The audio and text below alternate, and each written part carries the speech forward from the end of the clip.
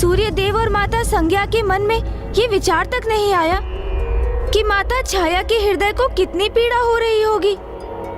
फिर तो वो वहीं पीड़ा के घूंटों का पान करने पर विवश रह गई होंगी, क्योंकि सूर्यदेव ने तो अब तनिक भी माता छाया का सुध नहीं लिया होगा, अस्वीकार कर चुके होंगे उनके अस्तित्व को ही। किंतु फिर सूर्यदेव ने क्या किया लंकेश? जब माता संध्या ने उनके साथ चलने में असमर्थता जताई, क्या उन्होंने पुनः माता छाया को ही स्वीकार कर लिया?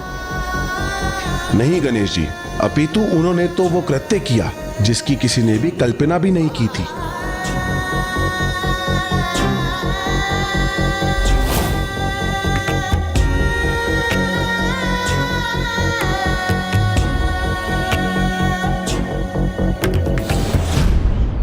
छाया तो छाया ही है, उन पर प्रकाश का, तेज का कोई प्रभाव कहां हो सकता है पर?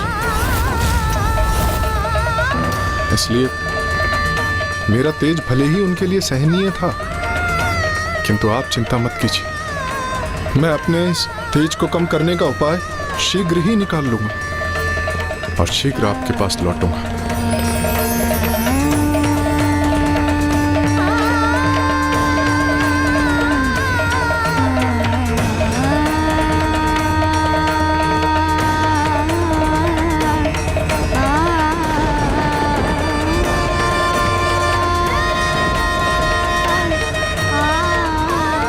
स्वामी ने क्षण भर में मुझे भुला दिया।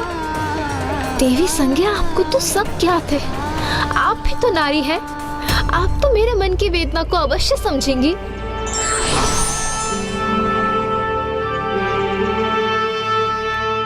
एक वो है जिनके लिए इतना सब किया और दूसरे वो जिनके लिए अपना सर्वस्व न्यौछावर कर दिया।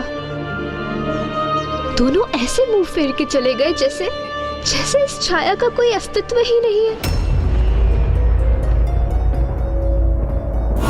वर्षों से उनके समर्पण, उनका प्रेम, उनकी सेवा क्षण भर में भुला दी गई और वो वहीं अकेली ही स्थित रह गई। और वहीं दूसरी ओर सूर्यदेव अपनी पत्नी देवी संज्ञा के साथ पाने का इच्छुक थे, इसलिए वो अपने ससुर देवशिल्पी विश्वकर्मा जी के पास गए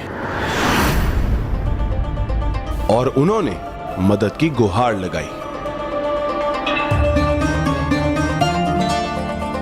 हे देवशिल्पी विश्वकर्मा जी, आप कोई ऐसा उपाय कीजिए जिससे मेरा अपार तेज क्षीण होकर मेरी पत्नी के लिए सहने योग्य हो जाए और मुझे उनका साथ पुनः प्राप्त हो।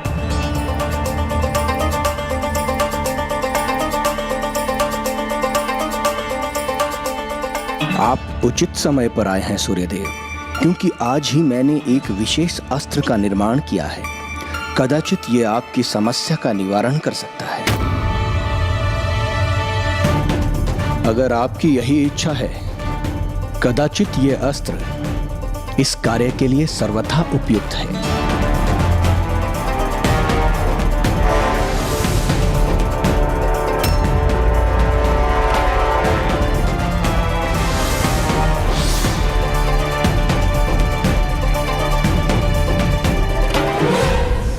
और इस प्रकार विश्वकर्मा जी उस नवीन अस्त्र से सूर्यदेव के तेज को काटकर कम करते चले गए और जो अस्त्र सूर्य के तेज से निर्मित हुए उन्हें देवताओं ने प्राप्त किया, जैसे कि गदा कुबेर जी को, वरुण फांस वरुण देव को, शूल रूपी वायु अस्त्र वायुदेव को, बाण रूपी अग्नि अस्त्र अग्निदेव को प्राप्त हुए और महादेव को त्रिशूल और विष्णुदेव को चक्र की प्राप्ति हुई। अद्भुत! अर्थात देवताओं के सभी अस्त्र सूर्यदेव के तेज से ही निर्मित है। किंतु फिर माता छाया के साथ क्या हुआ? अपने अतिरिक्त तेज को विलक कर सूर्यदेव पुनः देवी संज्ञा के निकट पहुंचे, किंतु वहां देवी संज्ञा से भी अधिक आतुरता से देवी छाया उनकी प्रतीक्षा में थी और उनकी आशा थी कि सूर्यदेव लौट कर आएंगे और उन्हें अपने साथ वापस लेकर जाएंगे।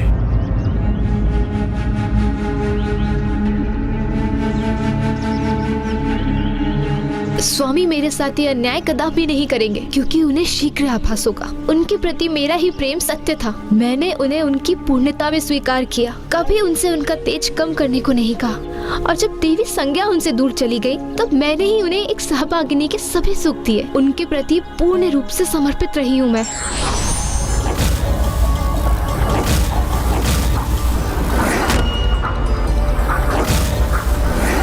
नहीं स्वामी, ये आपने क्यों किया? अपना सुंदर और दिव्य तेज खो दिया।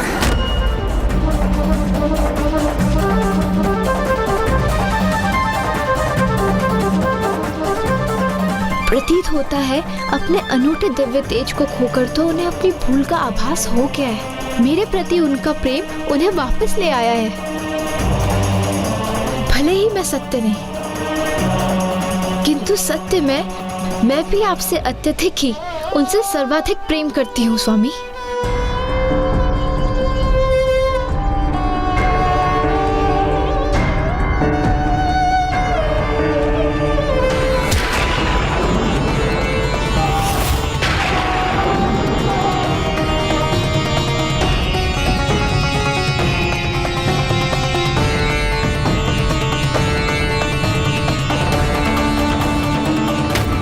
स्वामी ने तो मुझे देखा तक नहीं। वो मेरी ओर नहीं, देवी संज्ञा की ओर जा रहे हैं। सूर्यदेव ने देवी छाया से आगे बढ़कर देवी संज्ञा के साथ अश्वरूप धारण किया और उन दोनों के दिव्य संयोग को साक्षी बनने पर विवश हो गई।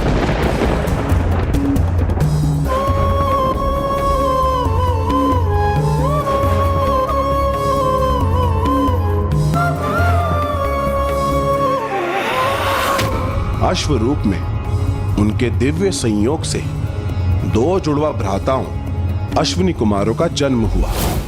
उनकी सुंदरता की ख्याति पूरे ब्रह्मांड में फैल गई थी और जिन्हें भविष्य में देव चिकित्सक होने की उपाधि भी प्राप्त हुई और 33 कोटि सर्वोच्च देवताओं के भाग भी बने।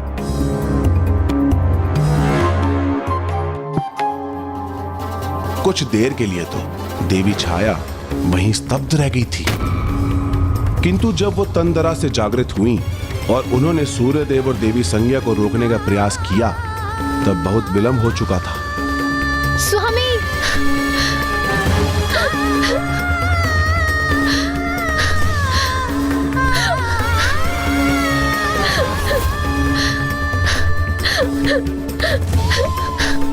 कौन हूं मैं? क्या हूं मैं? इस प्रश्न का उत्तर तो देते जाते। क्या मेरे सत्य में कोई अस्तित्व नहीं है?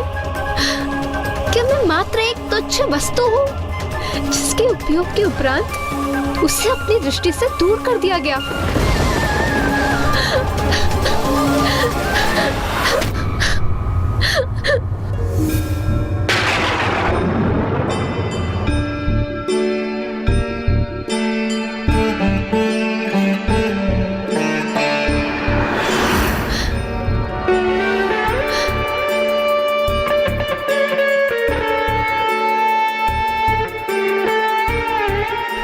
तेज का क्या लाभ जो किसी के प्रेम की सत्यता को समझ ना सके?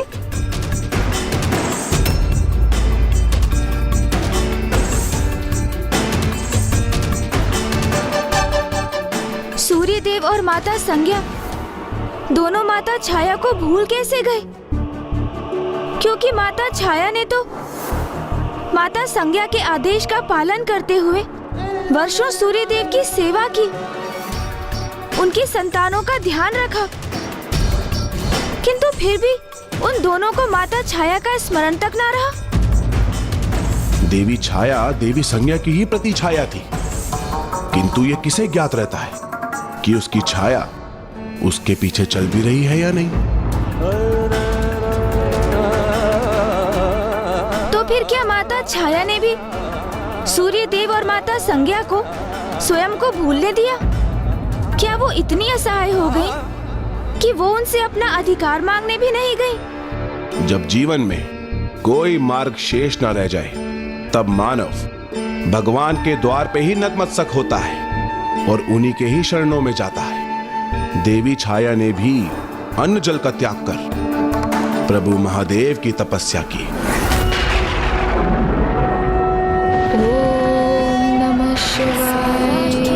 सोमनाथ च श्रीशैले मल्लिकार्जुनं उज्जैन्यां महाकालमोङ्कारं परमेश्वरं केदारं हिमवत्पृष्ठे डाकियां भीमशङ्करम्। गर्भवती होकर भी वो अन्न जल का त्याग कैसे कर सकती थी? अपमान की अग्नि ने उन्हें उनकी ही ममता बुलवा दी। वो स्वयं भूखी प्यासी रही और उनकी संतान भी। ओम नमः शिवाय।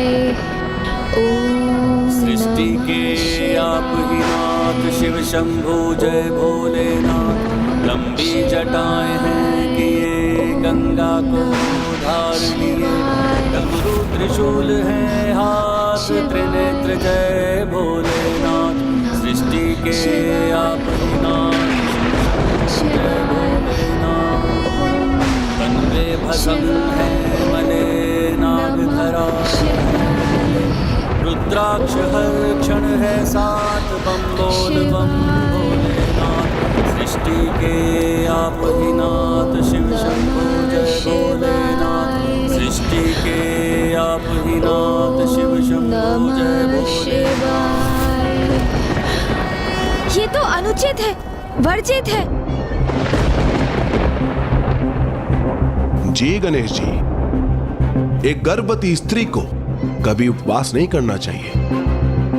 बाहर अग्नि के ताप का प्रभाव हो या ना हो, किंतु भीतर भूख की अग्नि तो शिशु को पीड़ा ही देती है। वही हुआ देवी छाया के शिशु के साथ भी।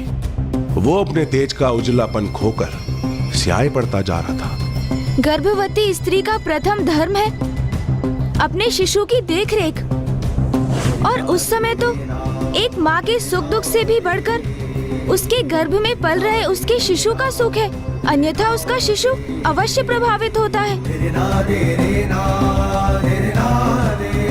आप उचित कहते हैं गणेश जी, किंतु उस समय देवी छाया निराशा के अनंत पीड़ा से जूझ रही थी। अपनी सूझबूझ खो चुकी थी वो, और उन्हें तो बस प्रभु शिव शंकर शंभु की तपस्या से ही आस थी। लंकेश जी, जल।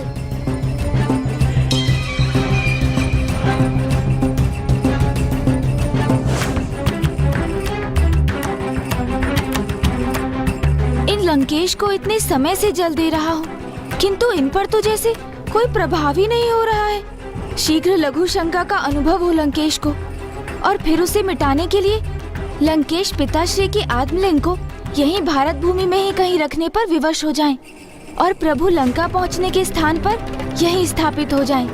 तभी सफल होऊंगा मैं, किंतु प्रतीत होता है कदाचित मुझे इसका कोई अन्य उपाय भी सोचना होगा।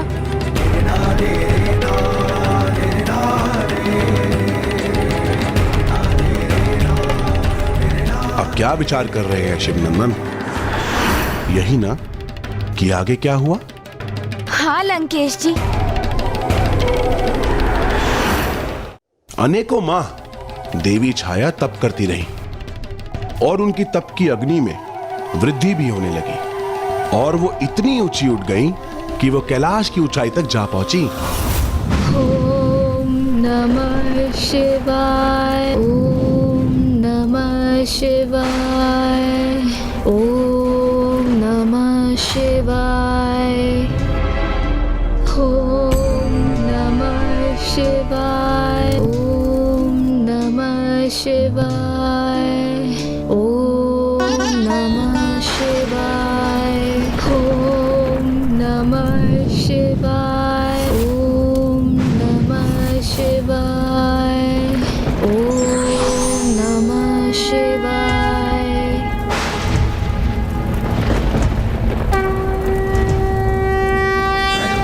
सदाशिवं नमामि हे उमापति जय नीलकंठ जय अनंत नमोस्तुते नमोस्तुते। ओ भोलेनाथ भक्तों के हो कष्ट से निवारते, ये सृष्टि सारी संकटों से शिव ही है उबारते। ओम नमः शिवाय। प्रणाम महादेव। आपके दर्शन पाकर मैं कृतार्थ हुई। पुत्री, तुम्हें ऐसी अवस्था में इतनी घोर तपस्या नहीं करनी चाहिए थी। क्षमा कीजिए महादेव, किंतु मैं लाचार थी, असहनीय अपमान से पीड़ित थी, और फिर आपकी भक्ति के अतिरिक्त मेरे समक्ष और कोई मार्ग शेष ही नहीं था। तो मुझे बताओ पुत्री, तुम मुझसे क्या चाहती हो? तुम्हारी तपस्या के फलस्वरूप मैं तुम्हें क्या वरदान दूं? कहो पुत्री, क्या वरदान दूं तुम्हें? क्या इच्छा है तुम्हारी? मैं आपसे क्या मांगू प्रभु, ये तो मुझे भी ज्ञात नहीं। आपके दर्शन ही मेरे लिए पर्याप्त हैं। तुमने तप किया है पुत्री, जिसका फल तो तुम्हें अवश्य प्राप्त होगा, और तुम शीघ्र ही मातृत्व का पूर्ण अनुभव करोगी। क्योंकि एक माता के लिए संतान से बढ़कर कुछ भी नहीं होता। तुम्हें वरदान देता हूं, तुम्हें एक तेजस्वी पुत्र प्राप्त होगा, जो जगत में शनि के नाम से विख्यात होगा, जो जगत में शनि के नाम से विख्यात होगा, जो जगत में शनि के नाम से विख्यात होगा, और वही तुम्हें तुम्हारे अधिकार दिलाएगा।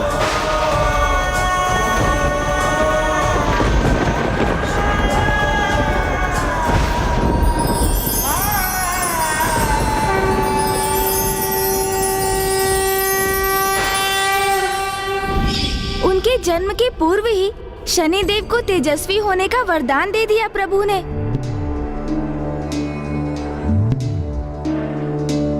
ऐसे दया निधान है पिताश्री भोलेनाथ, शिव शंकर शंभु महादेव। उनको हमारा कोटि कोटि नमन।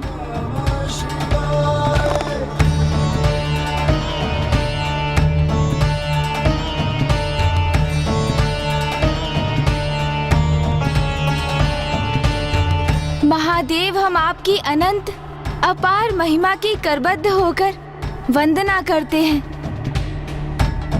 महादेव, आपकी महानता के समक्ष हम नतमस्तक हैं।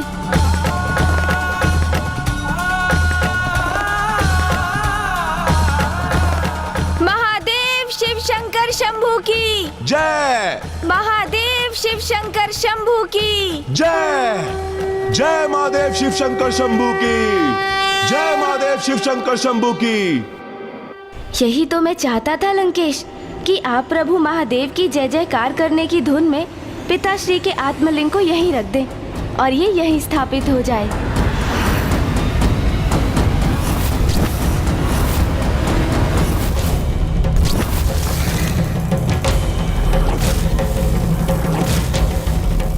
ये मैं क्या करने जा रहा था? कहीं गणेश जी मुझसे यही कराने के इच्छुक तो नहीं है? दशानन लंकेश जी, ये क्या करने जा रहे थे आप? तनिक सचेत रहिए।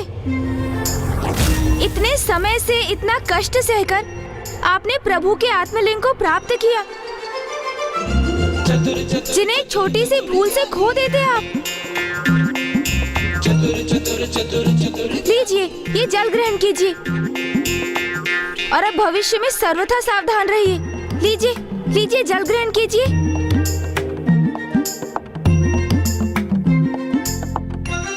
बहुत ही सतर्क और सावधान है रावण। सरल नहीं है उन्हें किसी भी प्रकार से छल लेना।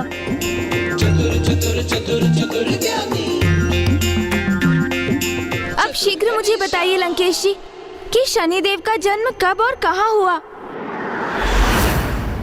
वहीं महादेव शिव शंकर शंभू के वहां से प्रस्थान होते ही देवी छाया को प्रसव पीड़ा हुई। शनिदेव के जन्म से पूर्व ही उन पर जीवन का संकट उत्पन्न हो गया और ऐसे समय में उन्हें बचाने वाला कोई नहीं था। कोई साथ था तो मात्र उनका शिशु, जो स्वयं उनके गर्भ में था।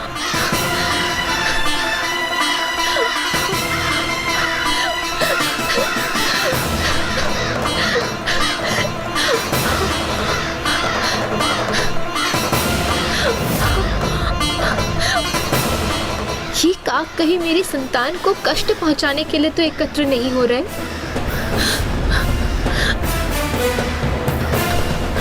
मुझे इस जलाशय में आश्रय लेना चाहिए।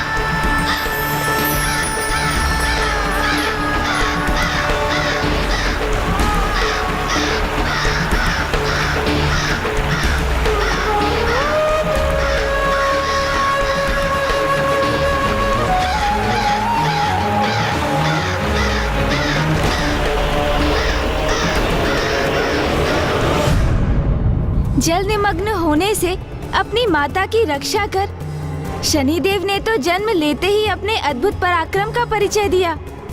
ये तो उनका प्रथम दायित्व था, किंतु उनके मां के प्रति उनका वास्तविक कर्तव्य अभी शेष था।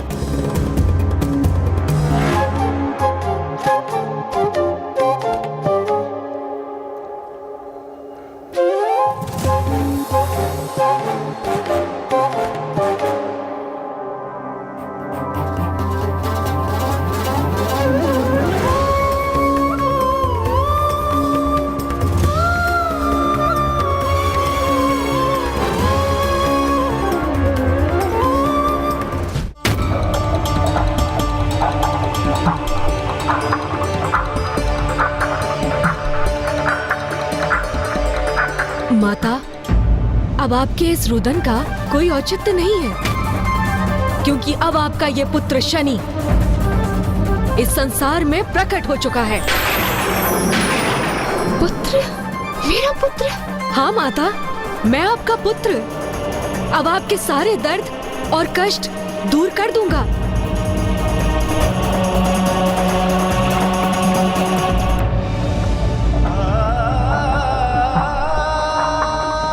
आपकी पीड़ा का आभास तो मुझे तब से है माता, जब से मैं आपकी गर्भ में था।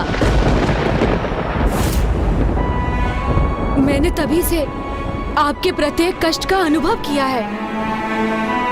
उन सभी पीड़ाओं का, उन कष्टों का निदान करने का अब समय आ गया है माता। आपने तो मेरे पिता सूर्यदेव की अर्धांगिनी के समस्त कर्तव्यों का निर्वाह किया, इसीलिए अब आपको आपका उचित अधिकार प्राप्त होना चाहिए, जो मैं आपको अवश्य दिलवाऊंगा माँ। फिर भले ही ऐसा करने के लिए मुझे मेरे पिता से युद्ध क्यों ना करना पड़े।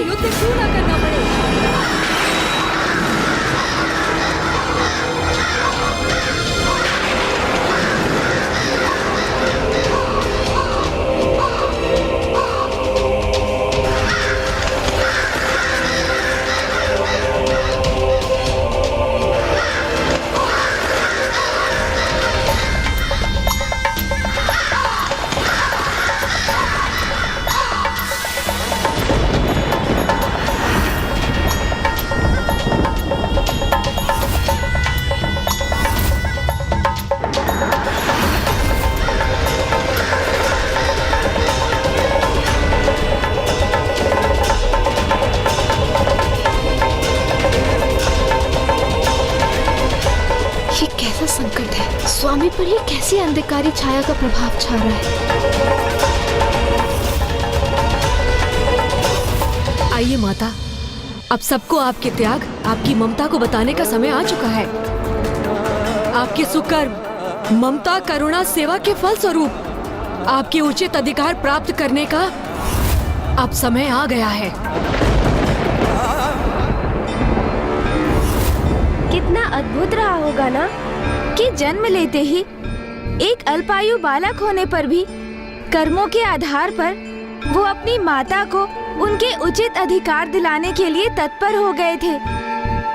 अर्थात शनिदेव तो जन्म से ही कर्म प्रधान थे। लीजिए, जल ग्रहण कीजिए दशानन।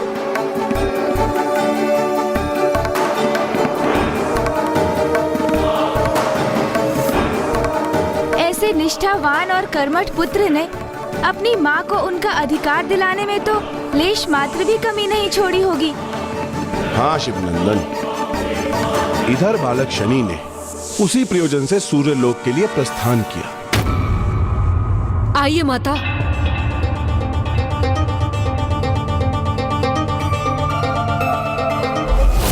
किंतु उधर सूर्य देव किसी भी भावी संकट से अनभिज्ञ, सर्वथा निश्चिंत थे।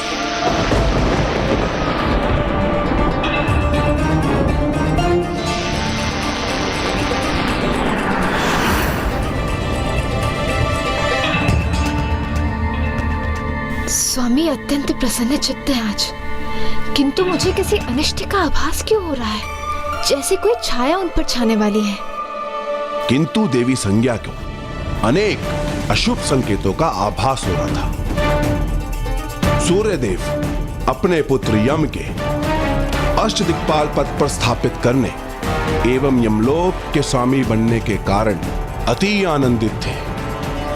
उन्होंने एक भव्य उत्सव का आयोजन किया था, जिसमें देवराज इंद्र और बाकी सभी देवताओं के स्वागत में व्यस्त थे।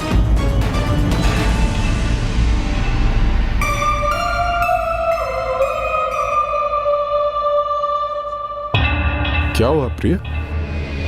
इस महाउत्सव के अवसर पर आप चिंतित क्यों प्रतीत हो रही हैं? मुझे अशुभ संकेत दिखाई दे रहे हैं स्वामी। किसी अनिष्ट, किसी विपदा के आगमन का आभास हो रहा है।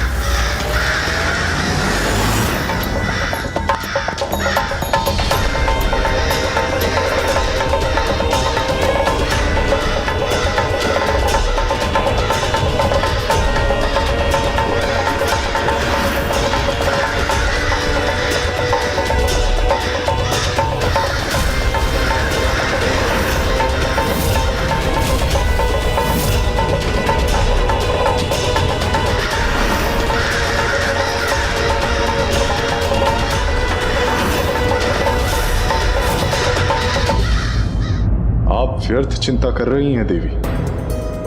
अग्निदेव है यहाँ, जिनका अग्नि अस्त्र बड़ी से बड़ी विपदा को भी जलाकर राख कर सकता है। वायुदेव है, जो बवंडर का रूप धारण कर बड़ी से बड़ी विपदा को भी उड़ाकर दूर करने में सक्षम है। वरुण देव, जो अपने जल में समाहित कर किसी भी विपदा को भस्म कर सकते हैं।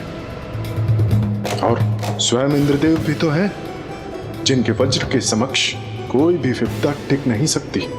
और मैं भी तो हूं, मैं अपने प्रचंड तेज से किसी भी विपदा को मिटाने में सामर्थ्य हूं। इसीलिए आप अपनी चिंता त्याग दीजिए।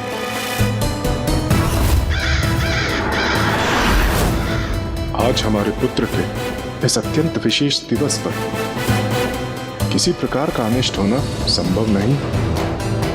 ये जो आपके अशुभ संकेत हैं, ये सत्य नहीं है, मात्र भ्रम है आपका।